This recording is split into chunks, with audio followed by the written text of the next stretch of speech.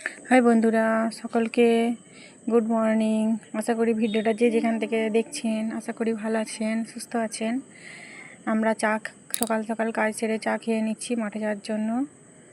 মাঠে বেরিয়ে পড়েছি। অনেক দূরের মাঠ তো, একটু জমিতে সার দেওয়া আছে, ঘাস তোলার ব্যাপার আছে। ধান গাছ থেকে ঘাসগুলো না তুলে তুলে ফেললে ধান গাছ ভালো হবে না, সেই জন্য। এটা হচ্ছে নদীর ভেতর দিয়ে যেতে গিয়ে রাস্তা দেখালাম। এখানে বাইক রেখে আবার হাঁটবো। এটা রেল লাইনের ওপর দিয়ে হাঁটতে হবে। নিচেতে প্রচুর কাদা, নিচে দিয়ে যাওয়া যাবে না। রেল লাইনের ওপর দিয়ে হেঁটে হেঁটে যাচ্ছি। এখানে একজন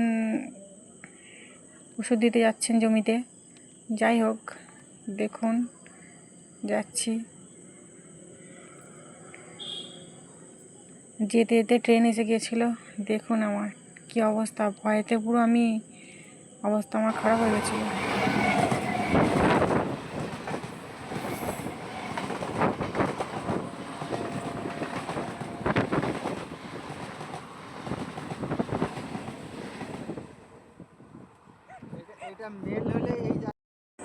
রেল লাইন দিয়ে উঠেছিলাম, আবার রেল লাইনের সাইড দিয়ে রাস্তা ধরে নেমে গেলাম।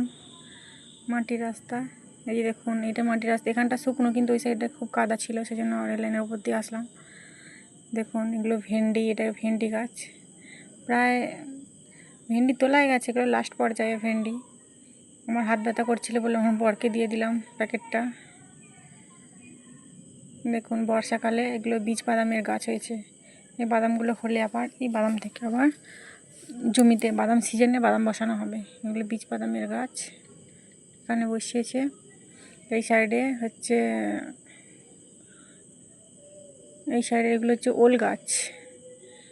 এই সাইডে এগুলো ওল গাছ। আবার একটুখানি সাইডে আবার কচু বসিয়েছে। এগুলো ওল গাছ, এগুলো কচু গাছ। আমাদের এই সাইডের কচুর শাকগুলো কেউ খায় না, সব ফেলে দেয়। কি সুন্দর কচুর শাক চাষের, কিন্তু কেউ খায় না। খায় না মানে কি, রান্না করতেই জানে না ওরা। এই শাকগুলো গরুকে খাইয়ে দেয়। দেখুন চাষের জমির আলের অবস্থা দেখুন। চাষিদেরকে চাষ করতে এত কষ্ট হয় চাষিদের, কিন্তু সেইগুলো সবাই বোঝে না। চাষিরা কত কষ্ট করে চাষ করলে তবে একটা ফসল তৈরি হয়, তবে কিন্তু গ্রাম থেকে শহরের মানুষের কাছে গিয়ে পৌঁছায়। দেখুন ধান গাছগুলো চারিদিকে পুরো সবুজ সবুজ সবুজ, চারিদিকে পুরো সবুজ।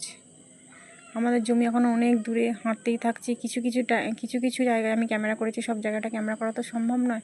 এটা বেগুনের গাছ। প্রায় আধ ঘন্টা মতো হেঁটে আসতে হবে, গাড়ি রাখার পরেও আধ ঘন্টা মতো হেঁটে আসতে হবে। এই তো আমাদের জমি এসে পৌঁছালাম। না, আমাদেরও জমি নয় ঠিক, এই জমিটা মানে অন্য একজনের জমি। ওদের থেকে আমরা ভাগে নিয়েছি, মানে যা ফসল হবে ওদের হাফ ভাগ, আমাদের হাফ ভাগ। কিছু থাকে না ধান চাষ করে, তাও কি করব, করতে হয়, না করলে তো চলবে না। যেইটুকুন খাওয়ার চালটাও ঘর থেকে বেরিয়ে আসে, সেজন্য ধান চাষটা করতে হয়। এই যে জমিতে সার দেওয়া হবে, আমার বড়ি সার দেবে। এবার ঘাসগুলো আছে, দুজন মিলে তুলবো। আবার সার দেবে।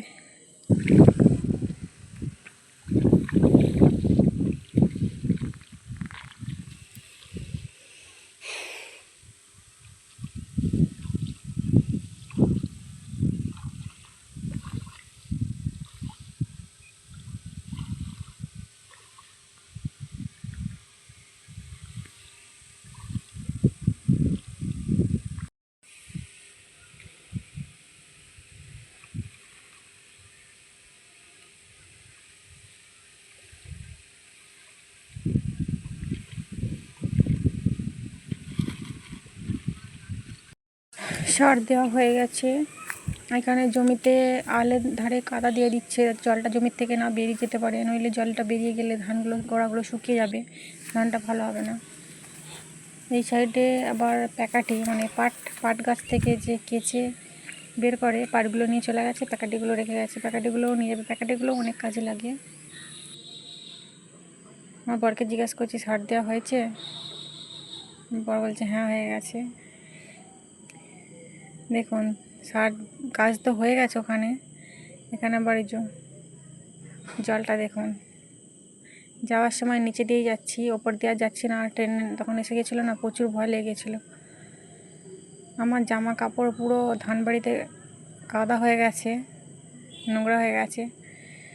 হাতে একটা বেগুন গাছ, গিয়ে বসাবো, কে ফেলে দিয়েছিল, আমি কুড়িয়ে নিয়ে আসছি গিয়ে বসাবো বলে, যদি হয় সেই জন্য।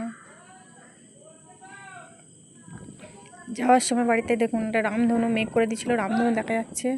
আমি একটু দেখাচ্ছি। ভিডিওটা যদি ভালো লাগে একটু লাইক কমেন্ট